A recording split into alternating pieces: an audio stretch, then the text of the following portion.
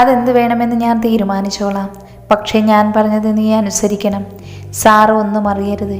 ഞാനായിട്ട് പറയില്ല രുദ്ര. ഞാൻ നിന്നെ ഒരുപാട് ദ്രോഹിച്ചു എന്നറിയാം. നീ പറഞ്ഞാൽ വിശ്വസിക്കില്ല. പക്ഷെ എനിക്ക് സത്യമായും കുറ്റബോധമുണ്ട്. ഇനി നിന്നെ ദ്രോഹിക്കുന്നൊരു കാര്യവും ഞാൻ ചെയ്യില്ല. എന്തുകൊണ്ടാണ് ഞാൻ ഇങ്ങനെ ഒരു മനുഷ്യനായി പോയി? ഈ സിനിമാ രംഗത്ത് വന്നതോടെ കള്ളും പെണ്ണും എന്നെ നശിപ്പിച്ചു. അത് കേട്ട് രുദ്രൻ പരിഹാസത്തോടെ ചിരിച്ചു. അവനോടൊരു തരി പോലും സഹതാപം രുദ്രന് തോന്നിയിരുന്നില്ല. ആർക്കും ആരെയും നശിപ്പിക്കാനുള്ള കഴിവൊന്നുമില്ല ആര്യ. നീ സ്വയം നശിപ്പിച്ചിട്ട് കണ്ട പെണ്ണുങ്ങളെ പറയുന്നത് എന്തിനാ? അവരുടെ കൂടെ സുഖിക്കുമ്പോൾ ഇതൊന്നും ഓർത്തില്ലല്ലോ. എന്നിട്ടിപ്പോൾ കുറ്റം അവർക്ക് മാത്രമല്ലേ? പിന്നെ ഈ പറഞ്ഞ മദ്യം നിന്റെ അണ്ണാക്കിലോട്ട് ആരും ബലമായി ഒഴിച്ചു തന്നതല്ലല്ലോ. എടാ, വീട്ടിലൊരു ഭാര്യയും മോളുമില്ലേ? ഇനിയെങ്കിലും അവരോട് കുറച്ചെങ്കിലും ആത്മാർത്ഥത കാണിക്ക്. പ്രിയ അറിഞ്ഞ എന്താ ഉണ്ടാകുക എന്ന് ഞാൻ പറയണ്ടല്ലോ. പിന്നെ നിന്റെ അച്ഛൻ പോലും നിന്റെ ഒപ്പം ഉണ്ടാകില്ല. ആര്യൻ ഭയത്തോടെ നോക്കി. ദയവ് ചെയ്ത് അവളോടൊന്നും പറയരുത്. എൻ്റെ കുടുംബം തകർക്കരുത്. ഓ, നിനക്ക് മാത്രമേ ഉള്ളൂ കുടുംബമല്ലേ? എന്നെയും നിദ്രയെയും ആ ഹോട്ടലിൽ നിന്ന് പിടിച്ചപ്പോൾ എൻ്റെ അമ്മയുടെ കണ്ണുനീര് നീ കണ്ടതല്ലേ? നിനക്കില്ലാത്ത സെൻറ്റിമെൻറ്റ്സ് ഞാൻ കാണിക്കണോ? ആര്യന് ഉത്തരം മുട്ടിപ്പോയി. അവൻ പരവശത്തിൽ നോക്കി. നീ ചിലപ്പോൾ വിചാരിക്കുന്നുണ്ടാവും എനിക്കിത് പറയാൻ എന്താ അർഹത എന്ന്. ഞാൻ സാറയുമായി റിലേഷനായിരുന്നല്ലോ എന്ന്. പക്ഷേ ഞാൻ കടപ്പാടിൻ്റെ പുറത്ത് അവളുമായി സ്നേഹത്തിലായതാണ്. അവളുടെ ശരീരം മോഹിച്ച് ഞാൻ അങ്ങോട്ട് ചെന്നിട്ടില്ല. സിനിമാ മോഹവുമായി കുറേ ഡയറക്ടേഴ്സിൻ്റെ മുന്നിൽ ഞാൻ ചെന്നു. ഒരുപാട് പേരെ കാണാൻ അലഞ്ഞു നടന്നു. അച്ഛൻ എനിക്ക് വേണ്ടി തൻ്റെ സ്വാധീനം ഉപയോഗിക്കാൻ തയ്യാറായിരുന്നില്ല. ആ സമയത്ത് സാറയാണ് തനിക്ക് പരിചയമുള്ളൊരു ഡയറക്ടറുടെ കീഴിൽ എനിക്കൊരു സെക്കൻഡ് ഹീറോയുടെ വേഷം വാങ്ങിച്ചു തന്നത്. ആയുധം എന്ന സിനിമയിൽ. ആ സിനിമ ഒരു വമ്പൻ പരാജയമായിരുന്നു. പക്ഷെ എനിക്ക് വീണ്ടും മറ്റൊരു സിനിമ കിട്ടി. രണ്ടാമത്തെ പടം വിജയിക്കുകയും ചെയ്തു. പിന്നീട് ഞാൻ കരിയറിൻ്റെ ഉന്നതിയിൽ നിൽക്കുമ്പോഴാണ് സാറിനോട് ഇഷ്ടമാണെന്ന് പറയുന്നത്. എന്തുകൊണ്ടോ ആ പഴയ കടപ്പാടിൻ്റെ ഓർമ്മയിൽ എനിക്കവളെ നിരാകരിക്കാൻ കഴിഞ്ഞില്ല. പക്ഷെ ഞാൻ നിന്നെ പോലെയല്ല. ആരെയും സ്വന്തം സ്വാർത്ഥതയ്ക്ക് വേണ്ടി ചതിച്ചിട്ടില്ല. ചതിച്ചത് എന്നെ തന്നെയാണ്. പ്രിയപ്പെട്ടവളെ സാറയ്ക്ക് വേണ്ടി ഒഴിവാക്കിക്കൊണ്ട്. രുദ്രൻ്റെ ശബ്ദമിടറി. സോറി രുദ്ര. ആര്യൻ ദയനീയമായി കേണു. ഞാൻ പറഞ്ഞല്ലോ, നീ ഒന്നും സാറയോട് പറയാത്ത കാലത്തോളം പ്രിയയും ഒന്നും അറിയില്ല. അതുകൊണ്ട് വാക്കുമാറുന്നത് സൂക്ഷിച്ചു വേണം. ഞാൻ വാക്കുമാറില്ല രുദ്ര, ഉറപ്പ്. ആര്യൻ രുദ്രനെ നോക്കി. ശരി, നമ്മൾ ഇന്നിവിടെ പിരിയുകയാണ്. അറിഞ്ഞുകൊണ്ട് തന്നെ ഞാൻ നിന്നെ വെറുതെ വിടുകയാണ്. ഒന്നുമില്ലെങ്കിലും കുറച്ചുനാൾ സുഹൃത്താണെന്ന് കരുതി സ്നേഹിച്ചതാണല്ലോ. നേരത്തെ പറഞ്ഞതുപോലെ ഇനി എൻ്റെ കൺമുന്നിൽ പോലും വരരുത്. രുദ്രൻ തിരിഞ്ഞു നടക്കാനൊരുങ്ങിയിരുന്നു. ആര്യൻ്റെ കണ്ണുകൾ ആ നിമിഷം എന്തുകൊണ്ടോ നിറഞ്ഞു. അവൻ പെട്ടെന്ന് പുറകിൽ നിന്ന് രുദ്രനെ വിളിച്ചു. രുദ്ര, ഒന്ന് നിൽക്ക് പ്ലീസ്. രുദ്രൻ തിരിഞ്ഞു നോക്കിയതും ആര്യൻ പണിപ്പെട്ട് അവൻ്റെ അടുത്തേക്ക് നടന്നു ചെന്നു. ഞാനിനി ഒരിക്കലും നിന്നെ ബുദ്ധിമുട്ടിക്കില്ല.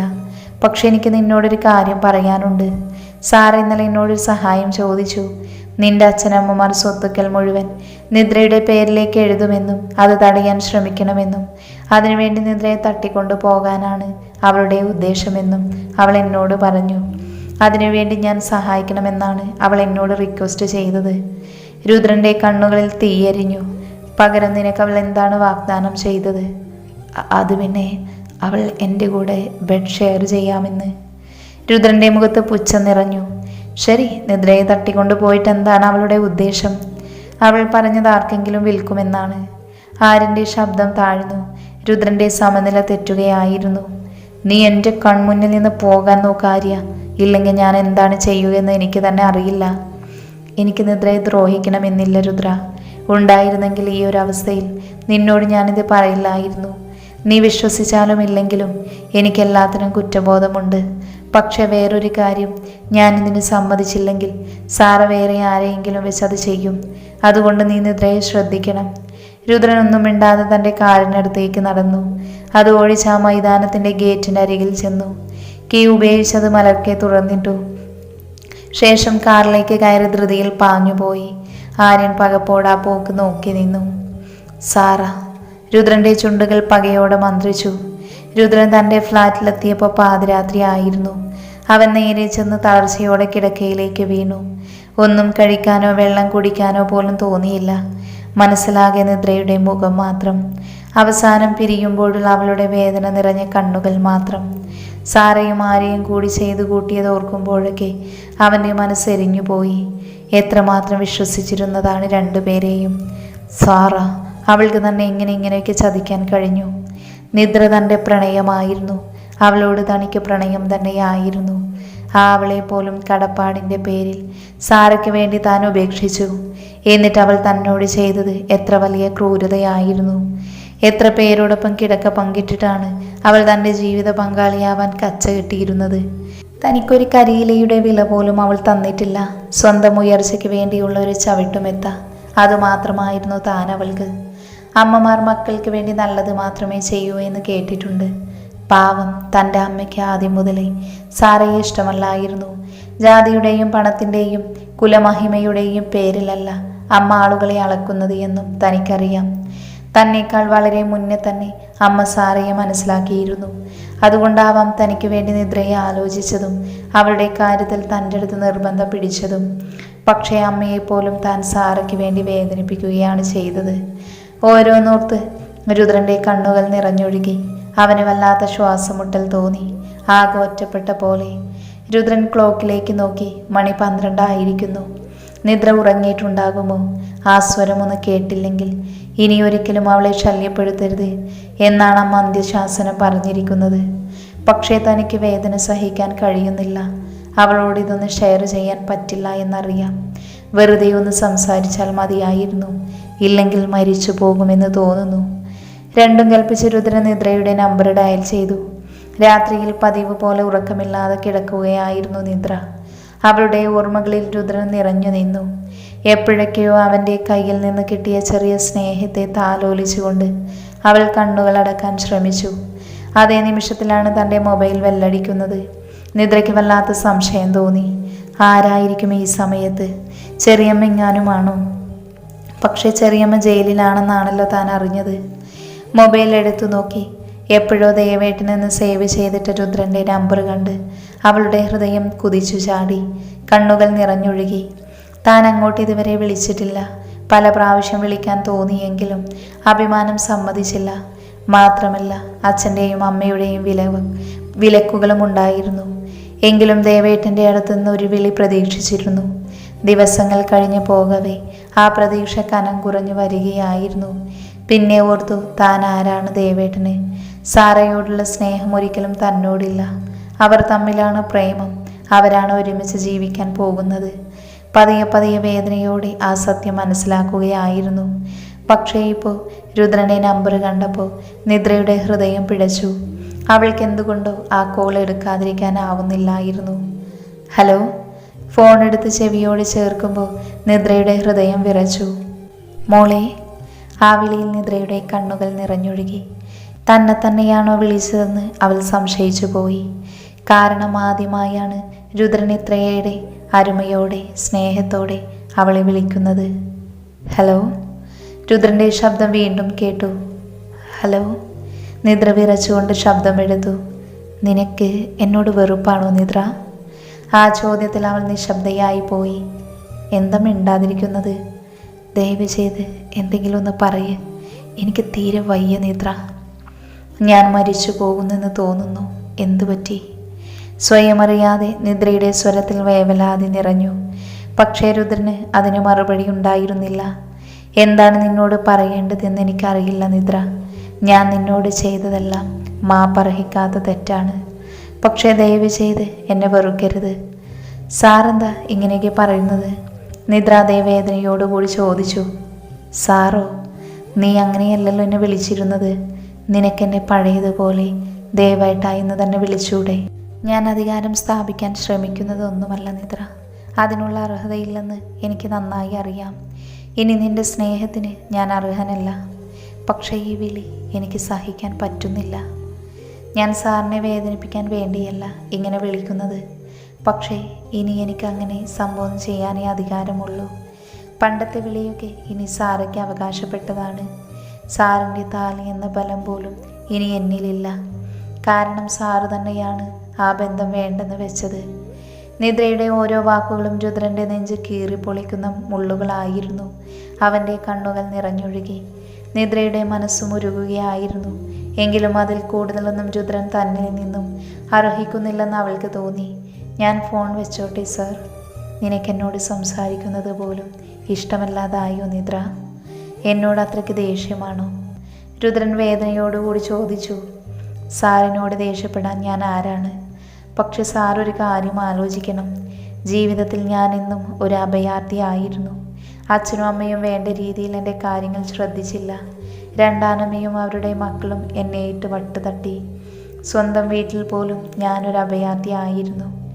എൻ്റെ അവസ്ഥ അതായതുകൊണ്ടാണ് എന്നെ നിങ്ങൾ അത്രയും വെറുതിട്ടും നിങ്ങളുടെ ജീവിതത്തിലേക്ക് എനിക്ക് വരേണ്ടി വന്നത്. സ്വന്തം ഭർത്താവാകാൻ പോകുന്നവൻ മറ്റൊരു പെണ്ണിനെ എൻ്റെ മുന്നിൽ വെച്ച് ചുംബിക്കുന്നത് കണ്ടിട്ടും ഒന്നും മിണ്ടാനാവാതെ നിന്നത് ഞാനൊരു അഭയാർത്ഥി ആയതുകൊണ്ടാണ് സർ. പറഞ്ഞു വന്നപ്പോൾ നിദ്ര കരഞ്ഞുപോയി.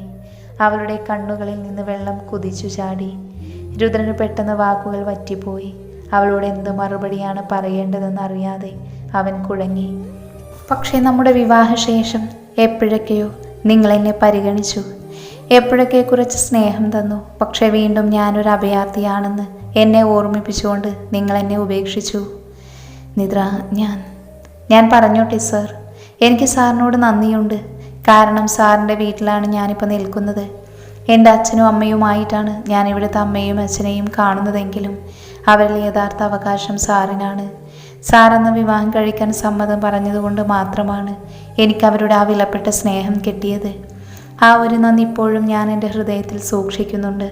പക്ഷേ മറ്റൊന്നും എനിക്ക് സാറിന് വേണ്ടി തരാൻ കഴിയില്ല. എൻ്റെ ഹൃദയമോ മനസ്സോ ഒന്നും. കാരണം ഒരിക്കൽ നിങ്ങളത് ചവിട്ടി തേച്ചതാണ്. അല്ല, നിങ്ങൾക്കതൊന്നും വേണ്ടെന്നും എനിക്കറിയാം. ദയവ് ചെയ്ത് ഇനി എന്നെ വിളിക്കരുത്. വീണ്ടും എന്നെ ഇങ്ങനെ വേദനിപ്പിക്കരുത്. അസഹനീയമായ ഒരു വേദനയിൽ നിദ്ര പൊട്ടിക്കരഞ്ഞു. അവൾ വേഗത്തിൽ ഫോൺ കട്ടിലേക്കിട്ട് കരഞ്ഞുകൊണ്ട് ബെഡിലേക്ക് ചാഞ്ഞു. രുദ്രന് സങ്കടം സഹിക്കാൻ കഴിയുന്നുണ്ടായിരുന്നില്ല. നിദ്ര പറഞ്ഞതെല്ലാം അക്ഷരം പ്രതി ശരിയാണെന്ന് രുദ്രൻ ഓർത്തു. അവളെ താൻ വല്ലാതെ വേദനിപ്പിക്കുകയായിരുന്നു.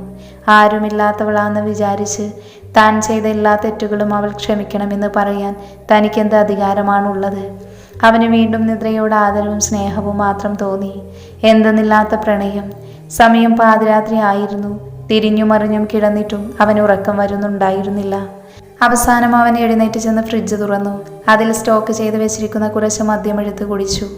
താൻ വളരെ ക്ഷീണിതനാണെന്നും അന്നേ ദിവസം കാര്യമായിട്ടൊന്നും കഴിച്ചിട്ടില്ലെന്നും ഓർക്കാതെ രുദ്രൻ മദ്യപിച്ചുകൊണ്ടിരുന്നു. അവസാനം തീരെ വയ്യെന്നുള്ള അവസ്ഥയിൽ അവൻ കിടക്കയിൽ പോയി വീണു. അബോധത്തിൽ പോലും അവന് നിദ്രയുടെ ഓർമ്മയായിരുന്നു. കുറ്റബോധവും വേദനയും അവനെ മറ്റൊരാളാക്കി തീർത്തു. നീ എന്താടി, റെസ്റ്റ് എടുക്കാനാണോ ഇങ്ങോട്ട് വന്നത്? പോയി കിളക്കടി. കടുത്ത വെയിലുകൊണ്ട് മുറ്റം കിളക്കുവായിരുന്ന സത്യഭാമ വല്ലാതെ തളർന്നിരുന്നു. ഒരു 5 മിനിറ്റ് വിശ്രമിക്കാമെന്ന് വിചാരിച്ചപ്പോഴാണ് ഭവാനി അവരുടെ മുടിയിൽ കുത്തിപ്പിടിച്ചത്. മയക്കുമരുന്ന് കേസിൽ അകത്തായ ജയിൽ പുള്ളിയാണ് ഭവാനി. അവരുടെ പേരിൽ 4-5 കേസുകൾ ഉണ്ടായിരുന്നു. പണിയെടുക്കുമ്പോൾ ജയിൽ പുള്ളികളായ സ്ത്രീകളുടെ മേൽനോട്ടം പോലീസുകാർ ഭവാനിയാണ് ഏൽപ്പിച്ചിരിക്കുന്നത്. ഭവാനി അത് കൃത്യമായി ചെയ്യുന്നുണ്ട്. എനിക്ക് തലകറങ്ങിയിട്ട ഭവാനി, സത്യഭാമ ദീനതയോടെ പറഞ്ഞു. നീ ഇപ്പം എഴുന്നേറ്റ് പോയി കിളക്കാൻ തുടങ്ങിയില്ലെങ്കിലേ നീ എൻ്റെ തല്ലുകൊണ്ട് കറങ്ങും. വേണോ അത്? സത്യഭാമ ഭയത്തോടെ വേണ്ടെന്ന മട്ടിൽ ശിരസനക്കി. പിന്നെ പണിയെടുക്കാൻ തുടങ്ങി. ഭവാനിയെ സത്യഭാമയ്ക്ക് പേടിയായിരുന്നു. അവർ തല്ലുമെന്ന് പറഞ്ഞാൽ തല്ലും. സത്യഭാമ വീണ്ടും വിവശതയോടെ വെയിലത്തേക്കിറങ്ങി. മണി 2, നട്ടുച്ച. ഭക്ഷണം കഴിക്കുന്ന സ്ഥലത്ത് നീണ്ട ക്യൂ കണ്ട് സത്യഭാമയ്ക്ക് വല്ലാത്ത ബുദ്ധിമുട്ട് തോന്നി. വിശന്നിട്ടാണെങ്കിൽ വയറു കത്തുന്നു. മുന്നിൽ 10-40 പേരുണ്ട്. വിളമ്പാനാണെങ്കിൽ തുടങ്ങിയിട്ടുമില്ല. രാവിലെ തന്നെ തുടങ്ങിയ പണിയാണ്. ബ്രേക്ക്ഫാസ്റ്റ് കിട്ടിയത് വെറും 2 ഇഡ്ഡലി മാത്രമായിരുന്നു. പിന്നീട് പുല്ല് പറിക്കലും കിളക്കലുമൊക്കെ ആയിട്ട് ഇപ്പം മണി 2 ആയിരിക്കുന്നു.